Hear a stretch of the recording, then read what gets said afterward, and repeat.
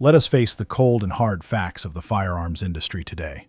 It is never easy to look a traditionalist right in the eye and tell them that the legendary .270 Winchester, the exact same wood-stocked rifle their grandfather used to feed the family, might actually be showing its age in a modern tactical world. I understand the nostalgia completely. That battered walnut stock tells a story of countless freezing mornings out in the field. But we are not here to talk about feelings.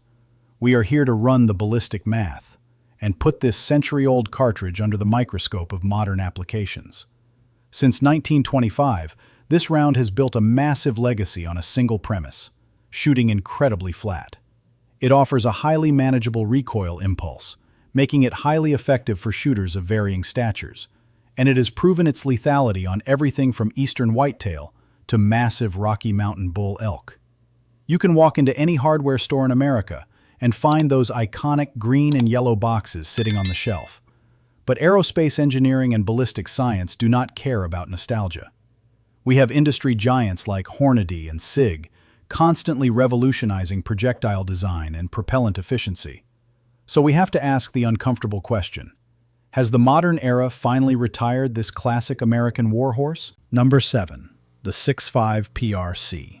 Let us step up to the firing line with the current darling of the long-range precision rifle community. When you run the Doppler radar data and lay the trajectory charts right next to each other, the results are genuinely eye-opening. Inside of 400 yards, you are looking at bullet drop metrics that are essentially twins. The wind deflection numbers are practically a carbon copy. You can comb through the entire ballistic spreadsheet, and the 6.5 PRC is basically replicating the exact same flight path as the traditional .270. The most noticeable variance you are going to encounter is actually a slight bump in felt recoil coming off the shoulder with the 6.5 platform. If your goal is to fundamentally outperform the .270 Winchester, the PRC is not the massive technological leap forward that the marketing suggests. It is fundamentally a lateral tactical move. Number 6. 308 Winchester. Number 6. The 308 Winchester. We have to address the heavy-hitting staple of the tactical and hunting worlds. There is a massive amount of military heritage deeply woven into this specific caliber. It boasts phenomenal inherent accuracy, thanks to an incredibly efficient short-action powder column, and pushing .30 caliber projectiles definitely has its advantages. Frontal surface area plays a massive role in terminal ballistics and tissue damage. Plus, ammunition logistics are a breeze because you can find it literally everywhere. However, when we strictly analyze the physics of exterior ballistics, the 308 takes a massive back seat. You are absorbing a noticeably sharper recoil impulse compared to the .270, and the flight paths are not even in the same zip code. The .270 shoots like an absolute laser beam, while the 308 flies like a mortar round when you stretch its legs.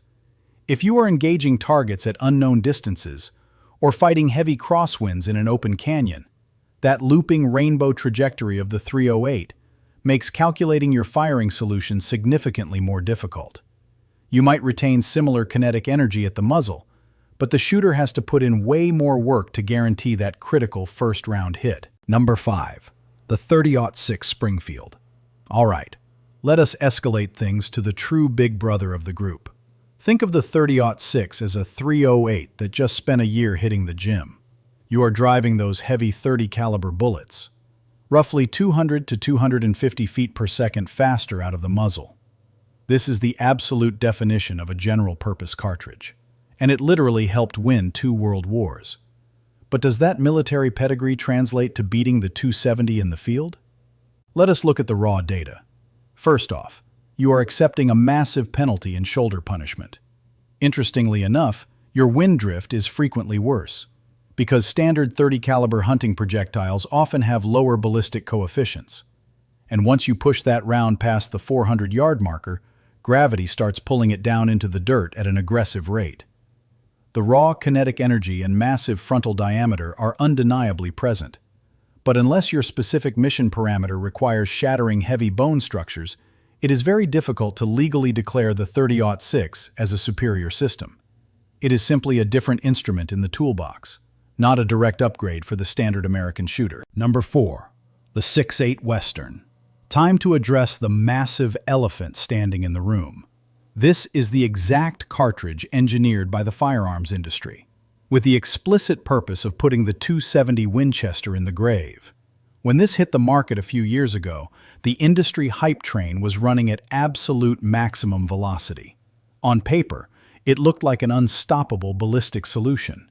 But the real-world execution was a catastrophic failure. Outside of direct support from Winchester and Browning, the rest of the manufacturing sector completely ignored it. Right now, owning one essentially puts you in wildcat territory regarding logistics. I genuinely wanted to see this cartridge succeed. But when the chronograph gets set up on the range and the numbers roll in, the reality is deeply disappointing.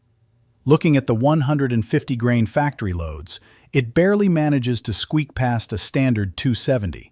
And if you decide to run a modern short-barreled setup, the resulting velocity loss completely neutralizes any tactical advantage. The one actual benefit to the 6.8 Western is the ability to run extremely heavy for caliber projectiles. The faster twist rates in those barrels are perfect for high BC bullets. But is it strategically sound to invest in a weapon system when you cannot reliably source ammunition? Absolutely not. Number 3. The 7mm Remington Magnum. If we are narrowing our operational focus exclusively to dropping heavy mountain game, this is exactly where the .270 finally gets outclassed. We must clearly define our mission parameters here. If the primary objective is anchoring a massive bull elk immediately, the 7 Mag simply delivers an overwhelming amount of authority on target. You are upgrading from 145-grain projectiles to heavy-duty 168-grain bullets or larger. That equates to a massive 10% jump in projectile mass. When you combine that weight with blistering magnum velocities, you are delivering over 300 foot-pounds of additional kinetic energy into the target zone. Your effective ethical engagement distance pushes well beyond the 600-yard line before the bullet drops below its required expansion velocity. The .270 can absolutely get the job done, but you have to treat it like a lightweight tactical approach when you need absolute heavy-hitting dominance. You reach for the 7mm Remington Magnum, the 7 PRC, or the 300 Win Mag. Number 2. The .22 Creedmoor. Let us look at this from a completely different tactical angle. If your gun safe already houses a dedicated heavy magnum for those specialized big-game expeditions, why do you need a compromised cartridge like the .270 handling everything else? Take a hard look at the .22 Creedmoor. I know exactly what you are thinking. Comparing a .22 caliber projectile to a .270 sounds like absolute lunacy. But stay with me on this one. When it comes to medium game like deer and antelope, the .22 Creedmoor strikes like an absolute bolt of lightning. The trajectory is significantly flatter than the .270. The recoil impulse is practically non-existent, allowing you to stay perfectly on glass to spot your own impacts. And the logistical support is surprisingly robust and cost-effective compared to obscure wildcat rounds. If you rely on a 300 Win Mag for the heavyweight work, running a flat-shooting laser beam like a .22 caliber might actually be the most tactically sound choice for your everyday defensive and hunting rifle. It does not replace the classic, but it offers a highly specialized alternative system. Number 1. The .280 Ackley Improved. If a shooter was forced to permanently surrender their .270 Winchester today, this is the exact platform they should transition to, the .280 Ackley Improved, or potentially the 7 SAUM. From a strictly mathematical standpoint, these are the legitimate successors to the ballistic throne. You maintain that incredibly flat, laser-like trajectory profile. The recoil signature is incredibly manageable and familiar, but you gain the massive terminal ballistic advantage of utilizing heavier 7mm projectiles. That gives you a massive tactical confidence boost when engaging larger targets. The critical failure point? You are stepping right back into the world of custom handloading. Factory logistics are basically non-existent. You cannot just stroll into a big-box sporting goods store right off Interstate 95 and expect to find a case of .280 AI sitting on the shelf. But if you have the skills to press your own brass, this is mathematically the superior weapon system. When the smoke clears, and we look at the reality of the situation. Absolutely nothing replicates the exact performance profile of the 270 Winchester. Quite like the 270 Winchester itself, this cartridge hit the scene back in 1925. That represents an entire century of absolute dominance across the American landscape. Yes, we have engineered systems that fly faster. We have designed magnums that strike with significantly more kinetic energy. We have optimized rounds that are far more economical to run in volume. But when you are tasked with finding one single rifle platform capable of neutralizing virtually any target in North America, without pulverizing your shoulder into dust, and without bankrupting your ammunition budget, the 270 Winchester remains the undisputed heavyweight champion of general-purpose cartridges. If you found this ballistic breakdown valuable, make sure you aggressively smash that like button. Subscribe to the channel so you do not miss our next deep dive tactical analysis.